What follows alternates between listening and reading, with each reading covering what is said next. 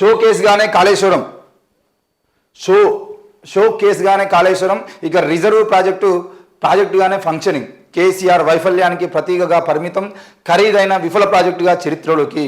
Third TMC ప్రతిపాదన cold స్టోరేజ్లోకి. ప్రాణహితకి రాష్ట్ర ప్రభుత్వం ప్రియారిటీ తాజాగా స్పష్టం చేసిన మంత్రి ఉత్తమ్ కుమార్ రెడ్డి. ఎలక్షన్ మేనిఫెస్టోలోనే కాంగ్రెస్ హామీ, మరో రూపాయలు 50,000 కోట్లు ఖర్చు అంచనా. జిల్లాలకు కాళేశ్వరం మేడిగడ్డ ఇష్యూ, 10 ఏళ్ల బీఆర్ఎస్ అవినీతిపై ప్రజెంటేషన్, కాంగ్రెస్ నేతలకు త్వరలో కీలక బాధ్యతలు, ఫీడ్బ్యాక్ తీసుకుంటున్న సీఎం అండ్ టీం. కాళేశ్వరం ఇంకా షోకేస్గానే మారే సూచనలు కనిపిస్తున్నాయి. గత ప్రభుత్వంలో నిర్లక్ష్యానికి గురైన ప్రాణహిత చేవేళ్ల ప్రాజెక్టును పునరుద్ధరిస్తామని తాజాగా మంత్రి ఉత్తమ్ కుమార్ రెడ్డి స్పష్టం చేశారు. ఈ 2 ప్రాజెక్టులు గోదావరి ఉపనదుల నీటిపై ఆధారపడినవే. ఎగువన ఉన్న ప్రాణహిత ప్రాజెక్టు పూర్తి చేస్తే మనకు మొత్తానికైతే కాళేశ్వరానికి సంబంధించిన విషయంలో ఏది ఏమైనా కూడా కాళేశ్వరం షోకేస్గానే ఉంటుంది. ఆ ప్రాణహిత చేవేళ్ల ప్రాజెక్టు ఏదైతే ఉందో దాన్ని నిర్మాణం పూర్తి చేస్తే, ఎందుకనంటే ఇప్పుడున్నటువంటి ప్రాజెక్టుని మళ్ళీ నిర్మాణం చేసేది అంటే దాదాపు 50,000 కోట్లు అయితే అని చెప్పేసి వాళ్ళు అంచనా వేస్తున్నారు. కాబట్టి కాళేశ్వరానికి వచ్చే నీటి ఉధృతి గణనీయంగా తగ్గనున్నది. కాళేశ్వరంలో భాగంగా ఉన్న 3 బ్యారేజ్లకు రిపేర్ పనులు పూర్తి చేసి ఫంక్షనింగ్లోకి తెచ్చిన ఎగువన ఉండే ప్రాణహితతోనే నీటి డైవర్షన్ జరగనున్నది. దీంతో కాళేశ్వరం ఒక ఖరీదైన విఫల ప్రాజెక్టుగా చరిత్రలో నిలిచిపోయే అవకాశాలు ఉన్నట్లు చర్చలు నడుస్తున్నాయి. మొండి గోడలుగా మిగిలిపోయే భవిష్యత్తులో దీని ద్వారా పెద్దగా ప్రయోజనం లేదనే భావనతో అది కేసీఆర్ వైఫల్యానికి ప్రతీకగా నిలిచే అవకాశం ఉన్నది. ఇప్పటి వరకు రాష్ట్ర రైతులకు కాళేశ్వరం ప్రాజెక్టు వరప్రదాయని అని గత ప్రభుత్వం చెప్పుకున్న ప్రాణహిత చేవేళ్ల పునర్నిర్మాణంతో పరిస్థితిలో మార్పు రానున్నది. రాష్ట్ర ప్రభుత్వం తన తొలి ప్రాధాన్యత ప్రాణహితకి ఇస్తుండటంతో కాళేశ్వరం ఒక రిజర్వ్ ప్రాజెక్టుకే పరిమితం కావచ్చనే అభిప్రాయం వ్యక్తమవుతున్నది. Third టీఎంసీకి break. తొలుత 2 టీఎంసీలో నీటిని లిఫ్ట్ చేయడానికి కాళేశ్వరం ప్రాజెక్టును గత ప్రభుత్వం డిజైన్ చేసింది. ఆ తర్వాత థర్డ్ టీఎంసీ కోసం కూడా ప్లానింగ్ చేసింది. కొత్త ప్లాన్ ప్రకారం కొన్ని పర్మిషన్లు కేంద్రం నుంచి మంజూరు కావాల్సి ఉన్నది. ఎలాగూ ప్రాణహిత ప్రాజెక్టును టేకప్ చేయాలని ప్రభుత్వం దాదాపుగా విధాన నిర్ణయం తీసుకోవడంతో థర్డ్ టీఎంసీకే బ్రేక్ పడినట్లే. కాళేశ్వరం ప్రాజెక్టు కేసీఆర్ మానసపుత్రిగా అని చెప్పుకున్న ఇది విఫల ప్రాజెక్టుగానే మిగిలిపోవడంతో వ్యక్తిగతంగా ఆయన పొలిటికల్ ఇమేజ్తో పాటు అడ్మినిస్ట్రేటివ్ కోణం నుంచి కూడా విఫల సీఎంగా మిగిలిపోనున్నారనే మాటలు వినిపిస్తున్నాయి. దీనికి కేసీఆరే కారణమా అని అడిగితే కాళేశ్వరం ప్రాజెక్టును హడావిడిగా నిర్మించినందునే నాణ్యతలో లోపం తలెత్తినదని ఇంజనీరింగ్ నిపుణులు వ్యాఖ్యానించారు. ఈ ఇంజనీరింగ్ నిపుణులే కాదు, కాళేశ్వరం ప్రాజెక్టు కడుతున్నప్పుడు ఐఏఎస్ ఆకునూరి మురళి గారు కూడా ఇదే మాట చెప్పారు. క్లియర్గా ఇది ఎన్ని రోజులకైనా పనికిరాని ప్రాజెక్టు అని మిగిలిపోతుంది, దయచేసి దాన్ని కట్టద్దు, 1,00,000 కోట్ల రూపాయలు వృధా చేయొద్దు అని చెప్పేసి ఆనాడు క్లియర్గా ఆకునూరి మురళి గారు ప్రెస్ మీట్ పెట్టి మరీ చెప్పడం జరిగింది. అయినా కేసీఆర్ గారు నేను ఇంజనీరింగ్గా ఉండి కట్టేది అంటే విఫలమైతే ఎట్లా విఫలమైతే నేను చూస్తా, అవసరమైతే గాలిలో మెడల్ కట్టేట్టు తెలివి నాకున్నా అని చెప్పేసి ఆనాడైతే కట్టడం జరిగింది. మరి ఈరోజు అది ఇంజనీరింగ్ కన్స్ట్రక్షన్లో లోపం ఉన్నదని నేషనల్ డ్యామ్ సేఫ్టీ అధికారులు సహా మరికొందరు నిపుణులు పేర్కొన్నారు. డిజైన్తో తమకు సంబంధం లేదని, ప్రభుత్వం ఇచ్చిన డిజైన్ ప్రకారమే కట్టామని ఎల్ఎన్టీ సంస్థ వ్యాఖ్యానించింది. ఎల్ఎన్టీ సంస్థ కూడా వ్యాఖ్యానించడం కాదు, ఈరోజు ఒక ప్రభుత్వం మీకు ఒక ప్రాజెక్టు 1,00,000 కోట్ల రూపాయలు, దాదాపుగా 80,000 కోట్ల రూపాయలని కేసీఆర్ అంటున్నాడు, కేటీఆర్ అంటున్నాడు, దాదాపు దాన్ని 1,12,000 కోట్లుగా 15,000 కోట్లుగా మార్చిరు అని చెప్పేసి వీళ్ళు అంటున్నారు.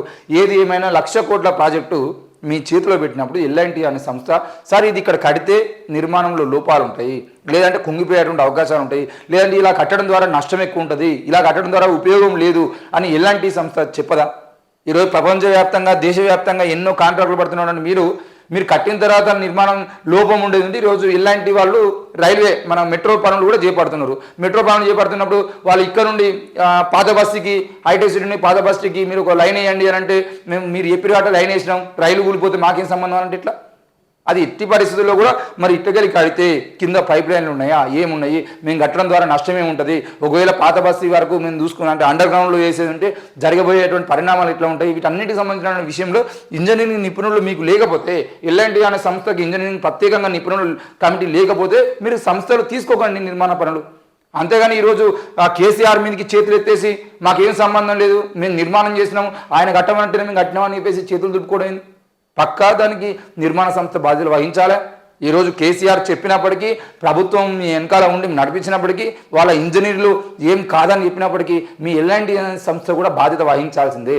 దాని విషయంలో కేసీఆర్ ప్రభుత్వం అలాగే ఎల్ఎన్టీ సంస్థల ఇద్దరి మీద కూడా మరి రేవంత్ రెడ్డి ప్రభుత్వం చర్యలు తీసుకోవాల్సిన అవసరం ఉంది. కేవలం కేసీఆర్కి ఆపోజిట్గా మాత్రమే మాట్లాడుతున్నారు. ఈరోజు నిన్న మంత్రులు కూడా ఆడ మీటింగ్ పెట్టి మంత్రులు కూడా చెప్తున్నది ఏంటి అని అంటే కేసీఆర్ వైఫల్యానికి ఇది ఒక నిదర్శనం అని. కేసీఆర్ వైఫల్యం ఏమున్నది, ప్రాజెక్టు కట్టమని చెప్పేసి చెప్పిండు. ఆయన కట్టమన్నప్పుడు ఈ ఎల్ఎన్టీ అనే సంస్థ కట్టినప్పుడు ఎల్ఎన్టీ సంస్థ కూడా దాని బాధ్యత వహించాలి. ఈరోజు నిర్మాణం చేపట్టింది వీళ్ళు, లోపాలు ఉండేదంటే లోపాలకు సంబంధించిన విషయంలో దానికి అవసరమైతే ఇంకో 20,000 కోట్లు కావాలని చెప్పేసి తక్కువ పడుతుంటే 20,000 కోట్లు అడగాలి. కానీ ఈరోజు సిమెంట్ తక్కువ పోసా లేకపోతే అక్కడ నిర్మాణ పనులు సరిగా చేపట్టగానే ఎల్ఎన్టీ సంస్థ అనేది పూర్తి నిర్లక్ష్యం వహిస్తే ఆ అధికారులతోని వీళ్ళు కూర్చొని మాట్లాడుకున్న తర్వాత ఈరోజు ఎల్ఎన్టీ అనే పేరే మాట్లాడకుండా మీరు కేవలం కేసీఆర్ కుటుంబం పేరు మాత్రమే మాట్లాడడం కూడా సరైనది కాదు. దీని విషయంలో కాంగ్రెస్ ప్రభుత్వం కూడా ఎల్ఎన్టీ సంస్థతో అంటే కుమ్మక్క అయిపోయిందా ఏమైపోయిందో కూడా ప్రజలకు చెప్పాల్సిన అవసరం ఉన్నది. ఎట్టి పరిస్థితుల్లో కాళేశ్వరం విఫల ప్రాజెక్టు అని అన్నప్పుడు దాదాపుగా ఆ విఫలానికి సంబంధించిన విషయంలో ఎల్ఎన్టీ సంస్థ A1 అయితే A2గా కేసీఆర్ ఉంటాడు. నిర్మాణం చేపట్టింది ఎల్ఎన్టీ. 1,00,000 ఎకరాలకు పారని నీరు కాళేశ్వరం ప్రాజెక్టును అప్పులపై ఆధారపడే అప్పటి ప్రభుత్వం నిర్మించింది. మొత్తం దాదాపు 87,449 కోట్ల మేర రుణాలు పొందడానికి ఒప్పందాలు జరిగాయి. ఇందులో 71,565 మేర నిధులు విడుదలయ్యాయి కోట్లు. ఈ 4 ఏళ్లలో 4,696 కోట్లను ప్రభుత్వం తిరిగి చెల్లించింది. ఇంకా 66,868 కోట్లను దానికి వడ్డీలను పేమెంట్ చేయాల్సి ఉంది. ఇంత భారీగా ఖర్చు చేసి 4 ఏళ్లలో ప్రాజెక్టును పూర్తి చేయగలిగామని అప్పటి సీఎం కేసీఆర్ గొప్పగా చెప్పుకున్నారు. కానీ 4 ఏళ్లలో 1,00,000 ఎకరాలకు సైతం నీరు అందలేదు. కొత్తగా 18 లక్షల ఎకరాల ఆయకట్టు సృష్టించడంతో పాటు మరో 18 లక్షల ఎకరాలను స్థిరీకరించాలని అప్పటి ప్రభుత్వం ప్రాజెక్టు డిజైన్ సమయంలో చెప్పుకొచ్చింది. కానీ ఒక్కో ఎకరానికి నీరు అందించడానికి సగటున 45,000 చొప్పున ఖర్చయింది. ఏది ఏమైనా ప్రాణహిత పునరుద్ధరణకు ఫండ్స్ వైఎస్ఆర్ సీఎంగా ఉన్న సమయంలో జలయజ్ఞం స్కీమ్లో భాగంగా ప్రాణహిత చేవల్ల ప్రాజెక్టును రూపొందించారు. తొలుత 17,875 కోట్లతో అంచనా వ్యయంతో 2005లో డిపిఆర్ తయారు చేసిన ఆ తర్వాత పెరిగిన అంచనా వ్యయంతో చివరకు 38,500 కోట్లకు చేరుకున్నది. ఇప్పుడు దాన్ని పునరుద్ధరించడంతో అది మరింత పెరిగి 50,000 కోట్లు దాటి అవకాశాలు లేకపోలేదు. ఈ ప్రాజెక్టు నిధులను సమకూర్చుకోవడం సర్కారుకు అనివార్యం కానున్నది. ఒకవైపు కాళేశ్వరం కోసం చేసిన అప్పులు దాని మీద వడ్డీలు చెల్లించాల్సి ఉన్నది, మరోవైపు ప్రాణహిత కోసం ఫండ్స్ సమీకరించుకోవాల్సిన అవసరం ఉన్నది అని చెప్పేసి చెప్తున్నారు. ఏది ఏమైనా ఇప్పుడు కాళేశ్వరం రీడిజైన్ చేస్తే కాళేశ్వరం ప్రాజెక్టు ద్వారా కాంగ్రెస్ ప్రభుత్వానికి వచ్చే లాభం ఏమీ లేదు. రీడిజైన్ చేసేదంటే మహా అంటే ఒక 10,000 కోట్లు ఖర్చు అయితే, లేదంటే 20,000 కోట్లు ఖర్చు అయితే 20,000 కోట్లలో ఎల్ఎన్టీకి మిగిలేదు 2,000 కోట్లు వేసుకున్నా, గవర్నమెంట్కి వచ్చేది ఒక 2,000 కోట్లు వేసుకున్నా, ఆ 2,000 కోట్లలో వీళ్ళు పంచుకోవడానికి కూడా ఏంటిది వాటాలు సరిగా సరిపోవు. కాబట్టి ఈరోజు కాళేశ్వరం మేము ముట్టుకోము. ఇక కాళేశ్వరం ముట్టుకుంటే వచ్చే లాభం ఏమీ లేదు. ఒకవేళ కాళేశ్వరాన్ని పునర్నిర్మించినా కూడా దానికి కావాల్సినటువంటి 20,000 కోట్లు 30,000 కోట్లు మళ్ళీ కట్టి దాన్ని నిర్మాణం చేసి గట్టిగా దాని పిల్లర్లు మళ్ళీ నిర్మాణం చేసినప్పటికీ కూడా దాని క్రెడిట్ మొత్తం కేసీఆర్కే పోతుంది తప్ప మాకు రాదు. కాబట్టి ఎప్పుడో 2005లో వైఎస్ఆర్ పాలనలో ఉన్నప్పుడు పెట్టుకున్నటువంటి ప్రాణహిత చేవెళ్ల ప్రాజెక్టులు ఏవైతే ఉన్నాయో దానికి సంబంధించిన విషయంలో వాటిని ముందరేసుకుంటే అది 17,000 కోట్లకు సంబంధించిన ప్రాజెక్టు ఇప్పుడు దాన్ని 50,000 కోట్ల 60,000 కోట్ల అవసరమైతే దాన్ని కూడా 70,000-80,000 కోట్లు ఖర్చు చేసి అయినా కూడా దాన్ని కడితే అందులో కాంగ్రెస్ ప్రభుత్వానికి ముఖ్యంగా ఈ మంత్రులుగా ఉన్నటువంటి వ్యక్తులకి లాభం చేకూర్చే అవకాశాలు ఉన్నాయి. దానివల్లనే ఈరోజు ఈ ప్రాజెక్టును పక్కనే పెట్టి ఆ ప్రాజెక్టును ముందర పెట్టుకుంటున్నారని ప్రజలు అనుకుంటున్నారు. కాబట్టి ఆ విషయంలో మనం ఏం చేద్దాము మరి?